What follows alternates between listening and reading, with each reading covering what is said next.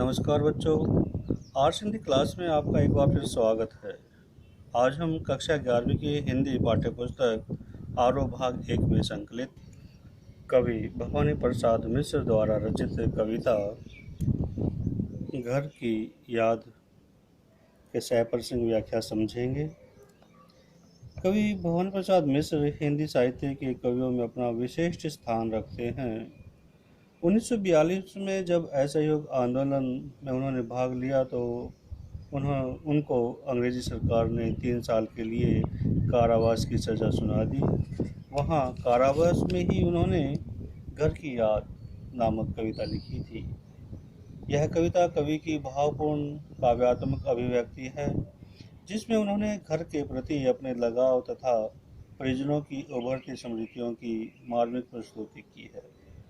Jail में रहते हुए कवि घर को याद कर दुखी हो उठते हैं और वे कालिदास ने जिस प्रकार बादलों को संदेशवाहक बनाकर मेघदूत लिखा था, उसी की तरह उन्होंने सावन को अपना संदेशवाहक बनाया है और उनको अपनी कुशलता का संदेशा देकर घर भेजा है, ताकि उनके परिवार के सदस्य उनके प्रति ज़्यादा परेशानियाँ दुखी न हो। बच्चों, यह एक लंबी कविता है। इसको हम 2 भागों में बांटकर पढ़ेंगे, इसकी व्याख्या समझेंगे। आरंभ में कवि कह रहा है, आज पानी गिर रहा है, बहुत पानी गिर रहा है, रात भर गिरता रहा, प्राण मन गिरता रहा। बारिश हो रही है और कवि कह रहा है कि निरंतर लगातार बारिश हो रही है। आज पानी गिर रहा है, आज पानी गिर, आज बारिश हो रही है। बहुत पानी गिर रहा है, बहुत ज़्यादा बारिश हो रही है, तब मूसलाधार बारिश हो रही है। रात भर गिरता रहा, इतना ही नहीं, पूरी रात बारिश होती रही, पानी जो सारी रात बरसता रहा। प्राण मन घिरता रहा, और जब बारिश हो रही थी तो उसके साथ साथ कवि का हृदय और उसके प्राण जो हैं वो घर की स्मृतियों में खोया जा रहा था। उसकी आंखों में अपने घर की जो यादें थी वो ताज़ा हो रही थी, उसको अपने घर की यादें आ रही थी। बहुत पानी गिर रहा है, घर नज़र में तिर रहा है, घर की मुझसे दूर है जो, घर खुशी का पूर है जो।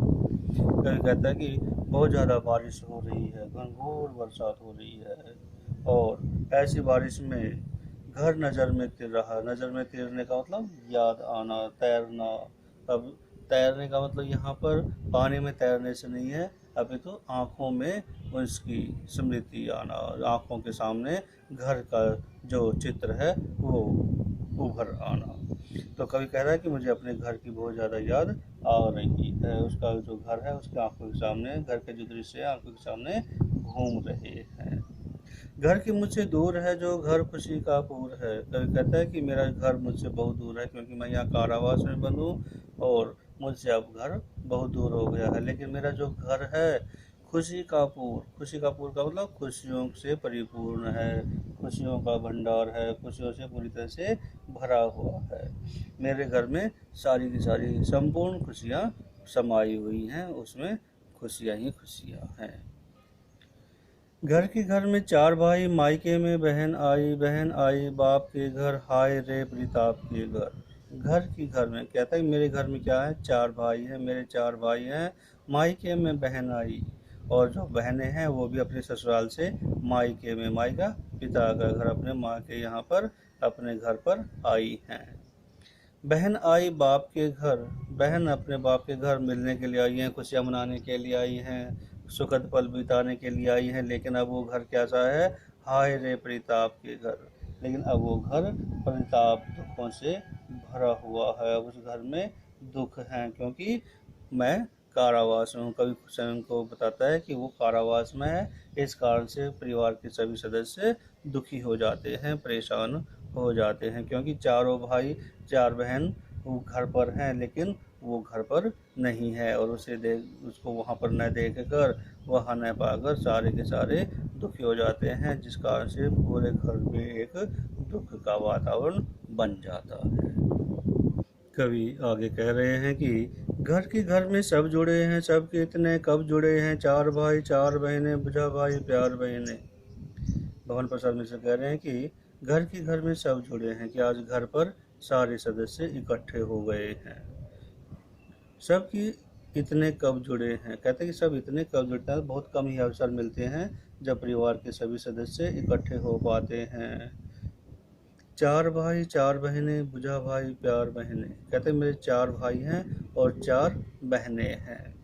जो भाई हैं बुझा, वो बाजों के समान है, अर्थात मुझे ताकत देने वाले हैं, मुझे शक्ति देने वाले हैं, मेरा हौसला बढ़ाने वाले हैं, मेरी सुरक्षा करने वाले हैं। और प्यार बहनें, और बहनें जो हैं वो प्यार से बंधी हुई हैं, उनका स्नेह मुझे असीम प्राप्त होता है, असीम रूप से उनका स्नेह, उनका प्रेम प्राप्त होता है। कवि कहता है कि चारों भाई चारों बहनें घर पर हैं, भाई मेरे बुझाओं के समान, मेरी ताकत के समान है, मेरी शक्ति के समान है, और बहनें मुझे प्रेम के रूप में सहारा देने वाली हैं, मेरा हौसला बढ़ाने वाली हैं। आगे कवि अपनी माँ को याद करते हुए कहते हैं कि और माँ बिन पढ़ी मेरी, दुख में वह गढ़ी मेरी, माँ की जिसकी गोद में से रख लिया तो दुख नहीं फिर। कवि कहते हैं कि मेरी माँ बिन पढ़ी, बिन पढ़ी का मतलब अनपढ़ हैं, उनको पढ़ना लिखना नहीं आता है। दुख में वह गढ़ी मेरी, उनको मेरे जाने का बहुत ज़्यादा दुख है, वो दुख में गड़ गई हैं, उनको बहुत ज़्यादा दुख सता रहा है कि मैं घर पर नहीं हूँ, मेरी माँ दुखों से घिरी हुई है। माँ की गोद, जिसकी गोद में से रख लिया तो दुख नहीं फिर। कहते हैं कि माँ की गोद में अगर एक बार सर रख लिया तो उसके बाद सभी प्रकार के दुख दूर हो जाते हैं, किसी भी दुख का आभास नहीं होता है। कहने का भाव यह है कि माँ की जो गोद है वो शांति देने वाली होती है और आनंद देने वाली होती है। अगर माँ की गोद में एक बार सर रख लिया तो माँ सारे दुखों को हर लेती है, दूर कर देती है।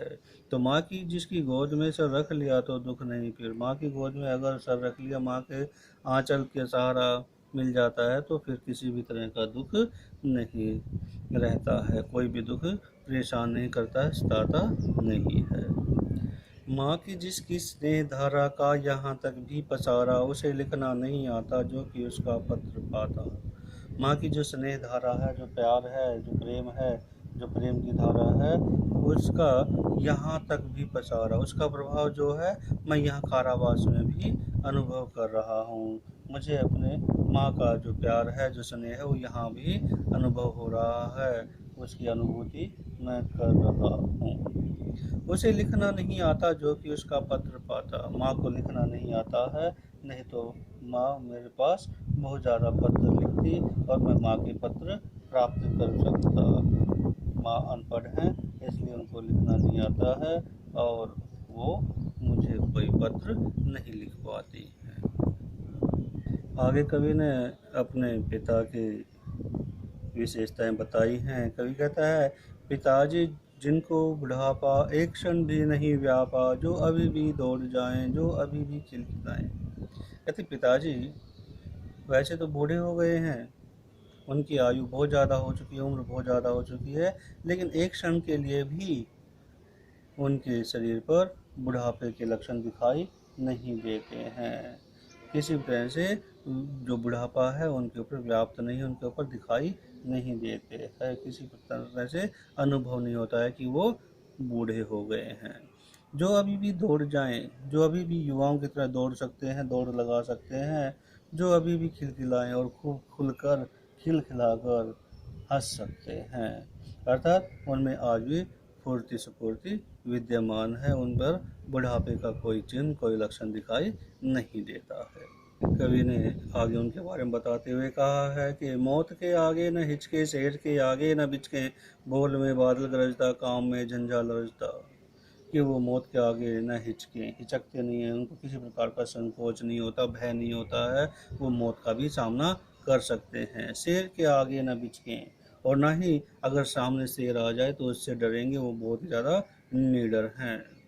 बोल में बादल गरजता, जब वो बोलते हैं तो उनके बोल में, उनकी आवाज़ में, उनकी वाणी में इतना जोश है, इतना उद्वेग है कि ऐसा लगता है जैसे बादल गरज रहे हों। अर्थात उनकी आवाज़ में आज भी उतनी ही ताकत, उतनी ही शक्ति विद्यमान है।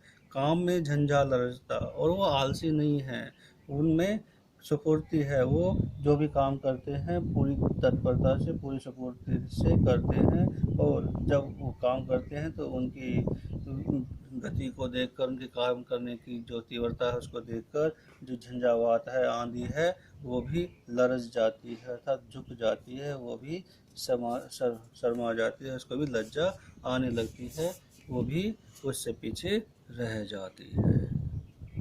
आगे कवि ने अपने पिता की दिनचर्या के बारे में बताते हुए कहा है कि आज गीता पाठ करके, दंड 260 करके, खूब मुग्धर हिला लेकर, मुठ उनकी मिला लेकर। ये पिताजी ने हर रोज की तरह आज भी गीता का पाठ किया होगा, गीता का अध्ययन किया होगा, और गीता का अध्ययन करने के बाद, जो धार्मिक पुस्तक है उसका अध्ययन करने के बाद, दंड 260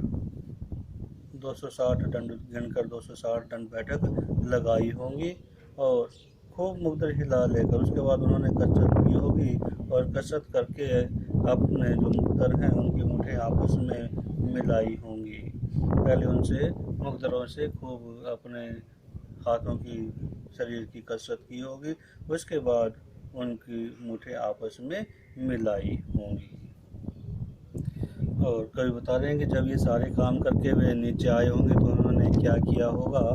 जबकि नीचे आए होंगे नैन जल में छाए होंगे, हाय पानी गिर रहा है, घर नजर में तिर रहा है।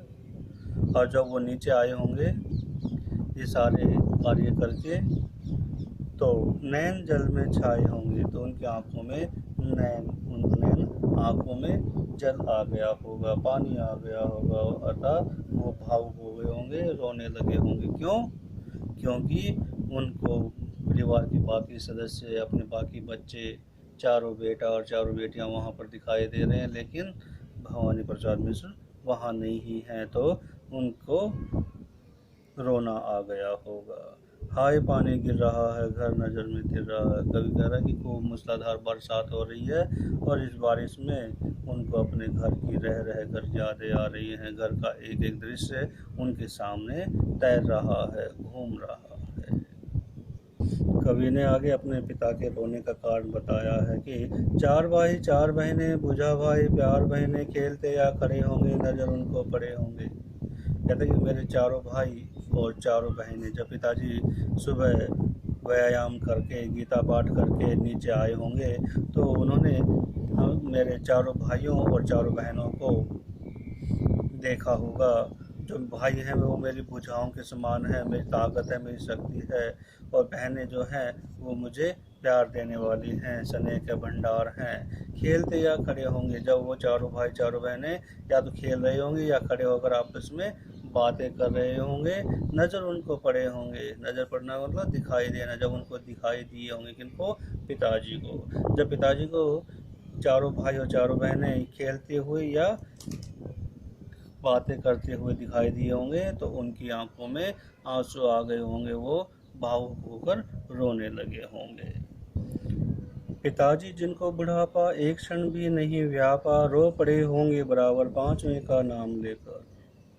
कवि कहता है कि पिताजी जिनको बुढ़ापा एक पल भी दिखाई नहीं देता, जिनके शरीर पर बुढ़ापे का कोई चिन्ह, कोई निशान दिखाई नहीं देता है। कहने का मतलब ये है कि पिताजी की उम्र ज़्यादा हो चुकी है, लेकिन उनके शरीर को देखकर ये महसूस नहीं होता, ये अनुभव, ये प्रतीत नहीं होता है कि वो बूढ़े हो गए हैं। लेकिन रो पड़े होंगे बराबर पांचवें का नाम लेकर, लेकिन वो पांचवें का नाम लेकर रो पड़े होंगे। पांचवा कौन? कवि भवानी प्रसाद मिश्र, जो कारावास में है, जो जेल में है, उनको याद करके उनके पिताजी रो पड़े होंगे, क्योंकि उनको, उनके बाकी जो भवानी प्रसाद मिश्र के चारों भाई और चारों बहनें हैं वो घर में हैं, या तो वो खेल रहे हैं या वो खड़े होकर बातें कर रहे हैं, लेकिन भवानी प्रसाद मिश्र वहाँ नहीं है, तो उनको याद करके उनके पिताजी रो पड़े होंगे। कवि आगे कहते हैं कि पांचों मैं हूँ अभागा, जिसे सोने पर सुहागा, पिताजी कहते रहे हैं, प्यार में बहते रहे हैं। कवि कहते हैं पांचों मैं अभागा, पांचवा पीछे हमने पढ़ा था कि पांचवें को याद करके रो पड़े होंगे पिताजी। तो पांचवा कौन है? कवि स्वयं अपना परिचय देते हुए कहता है कि मैं स्वयं हूँ, जो क्या है? अभागा। अभागा भाग्यहीन हूँ। भाग्यहीन क्यों हूँ? क्योंकि मैं अपने परिवार से, अपने भाई बहनों से, अपने पिता के, माँ के प्यार से अब बहुत दूर हूँ। जिसे सोने पर सुहागा पिताजी कहते रहे हैं। पिताजी क्या कहते रहे हैं? मेरे जो चारों भाई हैं उनको वो सोने के समान कहते हैं, और मुझे उन पर सोने पर सुहागे के समान कहते रहे हैं। उनकी दृष्टि में मैं उनका जो भाग्यवान पुत्र हूँ।